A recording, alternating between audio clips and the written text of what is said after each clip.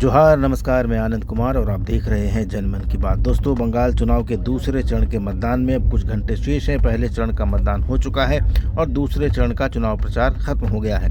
वरिष्ठ पत्रकार पंकज प्रसून ने अपने फेसबुक पेज पर और अपने चैनल के फेसबुक पेज पर जो कुछ बंगाल चुनाव के बारे में देखा है और समझा है वो बता रहे हैं और बता रहे हैं कि कैसे व्यापारी समुदाय में इस बात को लेकर चर्चा है और कैसे गुलालों की और फूलों की मांग बढ़ गई है किसी खास रंग की।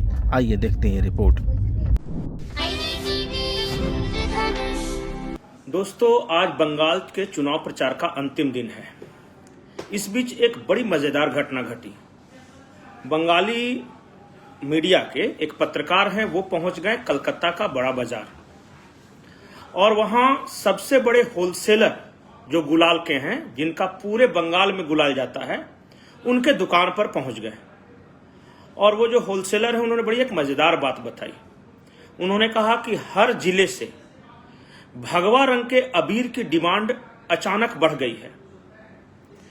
उनका दावा है, वो जो सबसे बड़े होलसेलर हैं बड़ा बाजार के, उनका दावा है कि लगभग हर जिले से 90% तक भगवा गुलालों की मांग बढ़ी है। और रिपोर्टर ने स्पेसिफिक पूछा कि हरा कहां कहां गया है, कितना गया है। तो उन्होंने कहा कि पिछले चुनाव के मुकाबले हरे गुलाल की मांग 90% तक कम हो गई है। तो व्यापारियों को बहुत कुछ पता होता है। आप अपने इलाके में जाएं, जिन विधानसभा चुनाव में आपको शक लग रहा है कि कौन जीत रहे हैं, कौन हार रहे हैं, तो आप लोकल मिठाई के दुकान पे जाएं जहां लड्डू का ऑर्डर दिया गया है 4 तारीख को, या लोकल अबीर गुलाल के दुकान पे जाएं जहां से आता है। आपको पता चल जाएगा कि किसकी डिमांड ज्यादा आई है, बाजार में किसकी मांग ज्यादा है। तो इससे आपको यह भी जानकारी कुछ अंदाजा हो जाएगा कि बंगाल की हवा क्या कह रही है। बंगाल की हवा की एक और तस्वीर मैं आपको दिखा रहा हूं। ये बंगाल से सटे हुए एक रेलवे स्टेशन का नजारा है। दूसरे राज्यों से लोग आ रहे हैं, पैसेंजर, ये वोट देने के लिए आ रहे हैं। और वो पैसेंजर क्या नारा लगा रहे हैं, पूरे स्टेशन पे जो भी उतर रहा है वो जय श्री राम कह रहा है। और आपने भी वो देखा होगा तस्वीर, और ये बहुत सोशल मीडिया पे वायरल भी है।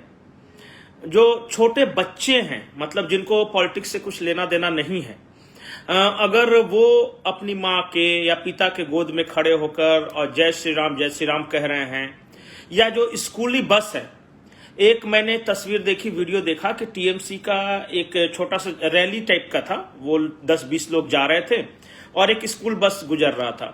तो स्कूल ड्रेस पहने बच्चे स्कूल बसों के अंदर से टीएमसी के नेताओं को दिखाकर जय श्री राम बोल रहे थे। ये बच्चों को अपने घर से सब कुछ मिलता है। मुझे लगता है कि अगर बच्चे ये नारा लगा रहे होंगे तो उनके घर में इस तरह की कुछ बातें होती होंगी। एक और इंटरेस्टिंग तस्वीर है, ये ममता बनर्जी के मोहल्ले की तस्वीर है, यानी काली घाट की।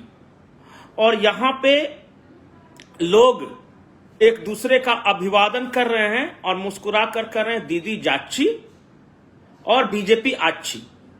मतलब कि दीदी जा रही हैं और बीजेपी आ रही है। और सारे मोहल्ले में बैठे हुए, जो कुर्सियों पर बैठे हुए लोग हैं, वो हंस रहे हैं। इसका मतलब कि किला अंदर से दरक चुका है।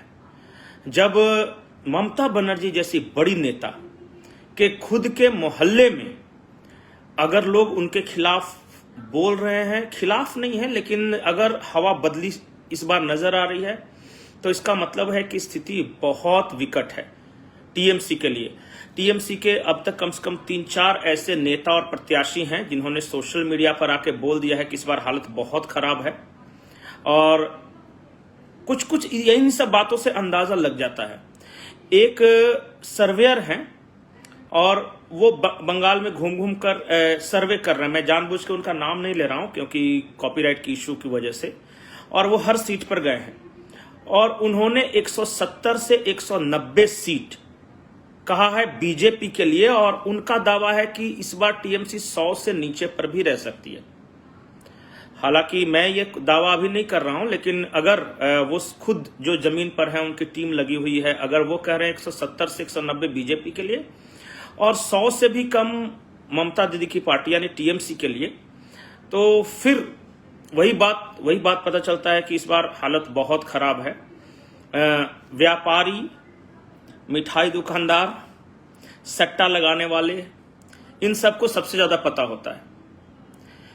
आप पान की दुकानों पर जाइए, चाय की दुकानों पर जाइए, हाँ ऑन कैमरा कोई नहीं बात करेगा। जैसे अगर आप कैमरे पे पूछिएगा तो वो बात नहीं करेगा, लेकिन जैसे ही आपका कैमरा बंद होता है और नॉर्मल से दादा चाय लाओ, और जब आप बात करेंगे तो मैं तो एक जगह गया, मैं बंगाली उतना नहीं समझ पा रहा था, लेकिन वो जोर जोर से आवेश में कुछ बोलने लगे। तो मैंने बगल वाले से पूछा कि ये क्या बोल रहे, किस बात पे गुस्सा है, मैंने कुछ गलत बोल दिया क्या? बोले आप गलत नहीं बोले वो जो दादा हैं वो टीएमसी के बारे में गलत बात बोल रहे हैं। वो कह रहे हैं कि उनकी एक बच्ची थी तो स्कूल जा रही थी, तो पता नहीं कुछ किसी ने कुछ छेड़छाड़ की होगी, तो वो कह रहे थे कि ये टीएमसी ने पूरा गुंडागर्दी मचा के रखा है, गंद मचा के रखा है। पुलिस वाला जो है वो मतलब कि कहीं कोई सुनता नहीं है, अगर किसी गुंडे के खिलाफ शिकायत करके जाओ तो। एक और आज वीडियो आया है और बहुत इंटरेस्टिंग वीडियो है। वीडियो ये है कि कोलकाता पुलिस का एक सिपाही है जिसे सस्पेंड कर दिया गया है। आज उसने 20-22 मिनट का एक वीडियो बनाया है, पूरे जो डिपार्टमेंट में है, पुलिस डिपार्टमेंट में कैसे काम चलता है उसे लेकर। आप वो वीडियो देख सकते हैं, सोशल मीडिया पे मौजूद है, बंगाली में है। वो कह रहा है कि ममता बनर्जी ने और अभिषेक बनर्जी ने पूरे बंगाल पुलिस का इस्लामाइजेशन कर दिया है।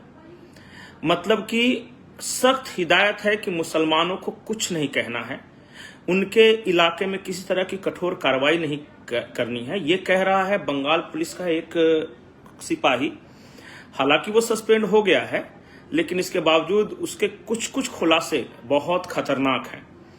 तो इन सारे से रेलवे स्टेशन पे जो यात्री आ रहे हैं वो, ये बंगाल पुलिस का सिपाही, ममता बनर्जी के मोहल्ले में गुलाल, सबसे बड़े गुलाल के सप्लायर जो बड़ा बाजार में है, वो कहते हैं कि इस बार भगवा गुलाल पूरे बंगाल में जा रहा है। जो लेट जुड़े हैं उनके लिए मैं एक बार फिर से दोहरा दूं कि कलकत्ता का बड़ा बाजार है, वहां गुलाल के सबसे बड़े सप्लायर हैं और उनके जो दुकान से पूरे बंगाल में जाता है, डिस्ट्रीब्यूशन उनके पास है। और उनका कहना था कि इस बार पूरे बंगाल से भगवा गुलालों की मांग में 90% का इजाफा आया है और ग्रीन वाला जो गुलाल है वो कम ले रहे हैं। तो अब भाई व्यापारी हैं, उनका अपना नेटवर्क है, कोई मांग होगी ज्यादा, इसलिए तो मंगा रहे हैं।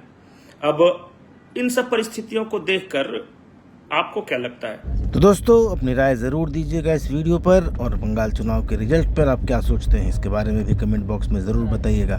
धन्यवाद, नमस्कार।